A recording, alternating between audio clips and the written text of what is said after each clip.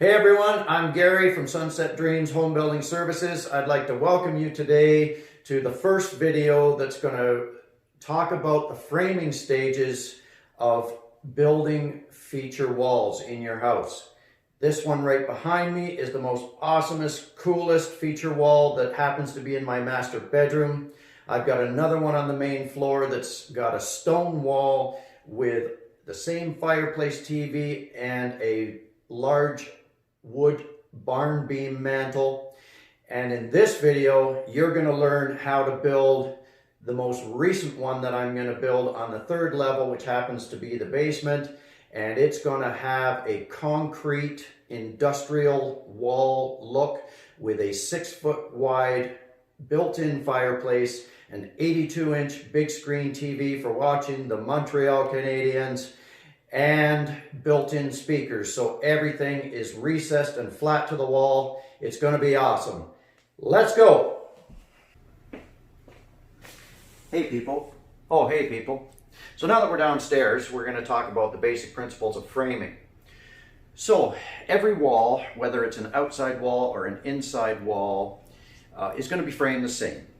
The basic principles of framing is that you have a top plate, you have a bottom plate, your gasket, and your studs. So everything is based on the principle of 16-inch centers.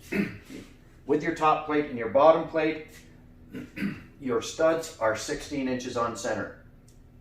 So if you were building a wall, starting at the corner, you'd have your first stud, then you would just start doing every stud 16 inches on the center of the stud, all the way along until you got to the end. And at the end, if it was a little over 16 or way under 16, it doesn't really matter. It's just a basic guide.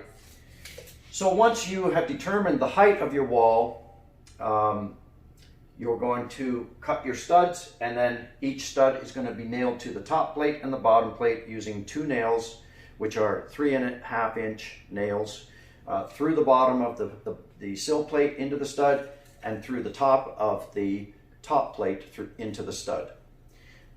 So now I'm going to show you a wall that I've already framed up on the floor, and just a little bit more about how to determine the height of or the length of your studs for the opening, and how to do a little bit of cutting, and we're going to nail some together, talk a little bit more about our gasket. One other thing I should mention to you, this is the 6-foot recessed fireplace that we will be putting into the new feature wall downstairs here in our concrete industrial look feature wall. When you're going to start a project like this, you never want to go off of the manufacturer's specifications for the opening where the fireplace is going to go in if you're recessing it, because sometimes their specifications are off a little bit by 1/4 of an inch or something like that, and it won't fit. So the best thing to do is to purchase your accessories and your components ahead of time, and actually take them out of the box and measure them and go off of those measurements. Don't rely on what you see in the instructions. This way you're not going to be sorry later. Okay, let's move on.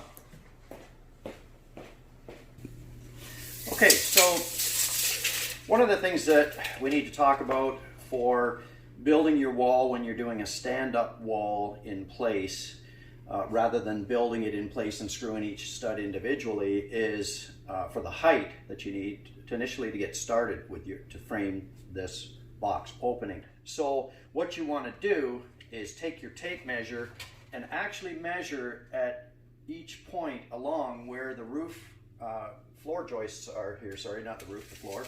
And so at each point, okay, so for instance, right here, I'm measuring, and this is how you find your actual measurement of the length of your stud, because you're going to take off the top plate and the bottom plate, and it's going to be the piece that's in between. So if I measure right here, right now, I've got 118 inches. And when I move over just 2 floor joists right here, I have 118.25. So already you can see if I made this at 118.25 on right by here, just even in the span of 2 floor joists, it's not going to fit because it's going to be a 1/4 inch too big.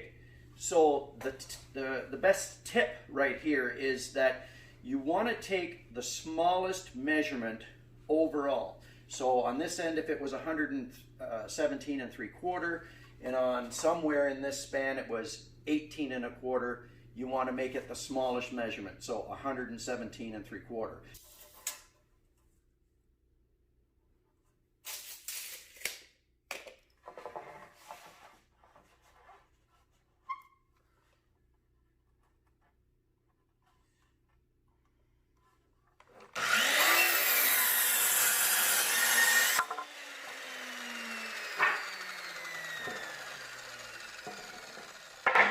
And that's it. We're ready to put this into the frame.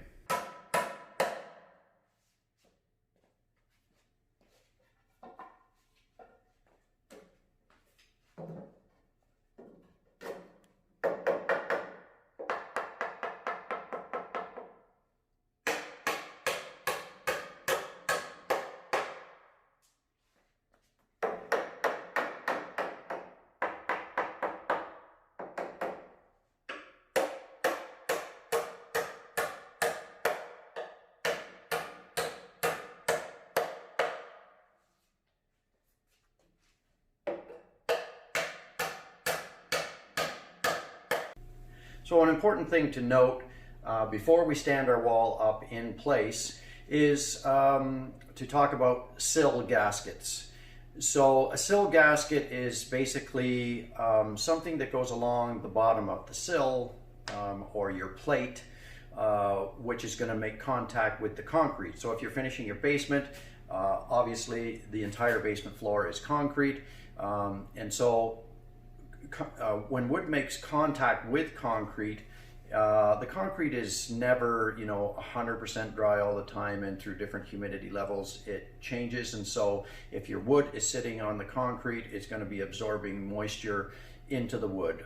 You probably wouldn't notice this any damage or anything over years, but it's just a common practice in the industry to put a plate or sill gasket down if you've got wood coming in contact with the concrete. So you can pretty much use anything. This here is actually a roll of foam. It's a foam gasket that you can buy. You can use the plastic that you use for insulating your vapor barrier on your walls, which is throughout the rest of the basement. You can even use plastic from a garbage bag, so you don't need to spend a lot of money on all these special fancy things. It's just something that's going to be in between your wood and your concrete to separate them. We've covered a lot of ground today about the framing. Right behind me is the wall that we built on the floor. In the next video, we're going to show how we stand this wall up, how we fasten it in place, and then get into running the wiring for all of your speakers and your components and the electricity for everything to be wired. Right here you can see is where our fireplace is going. If you'd like to see more of the finished product feature walls, you can go to my website at sunsetdreams.org, and there you're going to see all of these cool feature walls in my model home. So until next time, you dream it, we build it.